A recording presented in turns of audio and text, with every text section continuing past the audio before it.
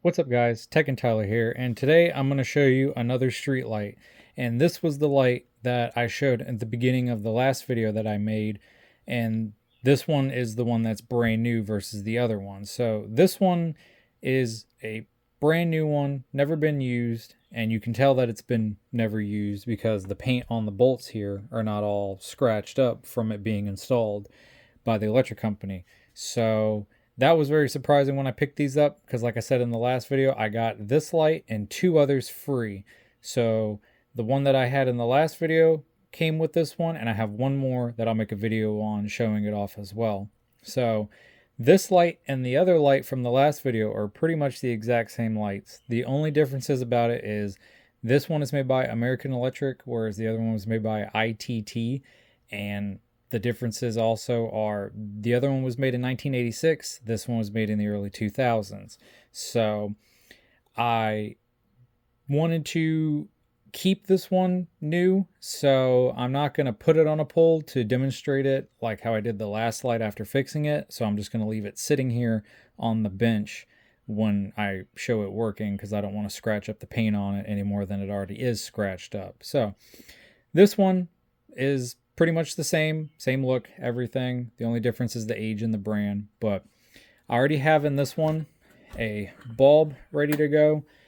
And if I take these little clips and pop them off, I can pull it up, show you. I have a bulb installed in it. And then this one is pretty much identical inside of it like the other one. The only difference is the way how the igniter is set up and the ballast is on this one is different than the other one due to their age, but they pretty much are the exact same thing with how the housing is designed, because these are pretty commonly cheap made housings. They all almost look the same after like so many years. They just kind of kept the same exact design just to keep it cheap and keep it so you can put components in and out of them and exchange them and stuff like that when they used to actually like repair them, versus now they take them down, throw them away, put up a new one. So I'm gonna get this one plugged in and I'll show you this one working. Okay, so I have the clips put back on for the shade and I have it plugged in. So the only thing left I got to do is put a bypass photocell in it. And what I mean by bypass photocell is this is a bypass photocell. So it's called a sun switch short cap.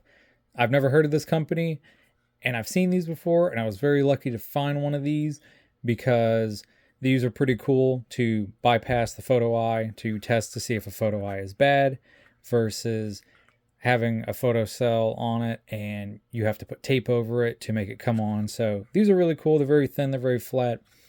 So if I put this on top of here, and you have to make sure you line up the connections right, as you can tell, the light comes on.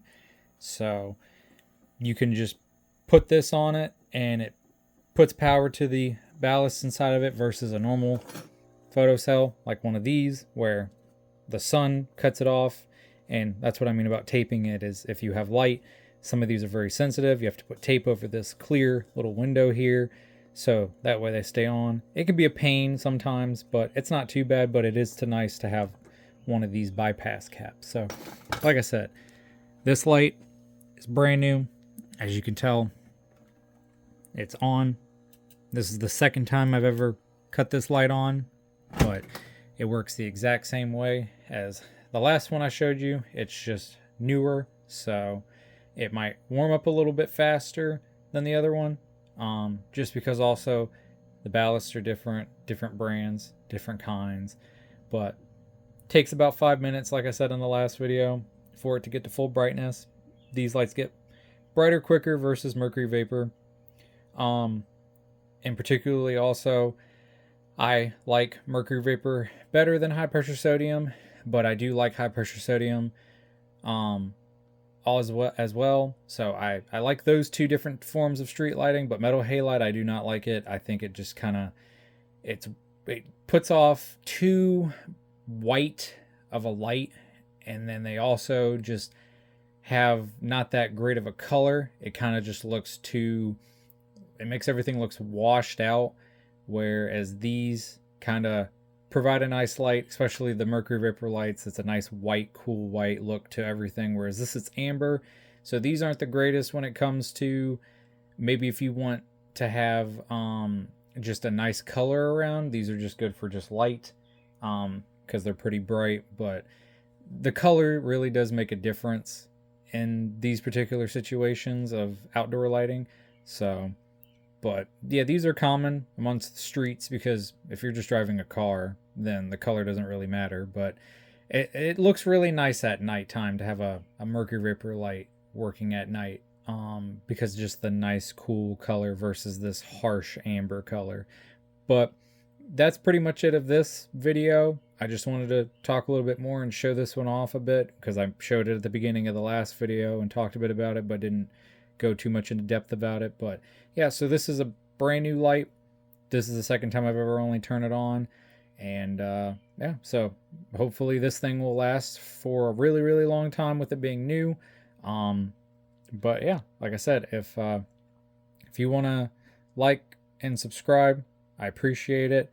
I'm going to keep making more videos of this stuff. I have another light I'm going to make a video about and post that as well. So I thank y'all.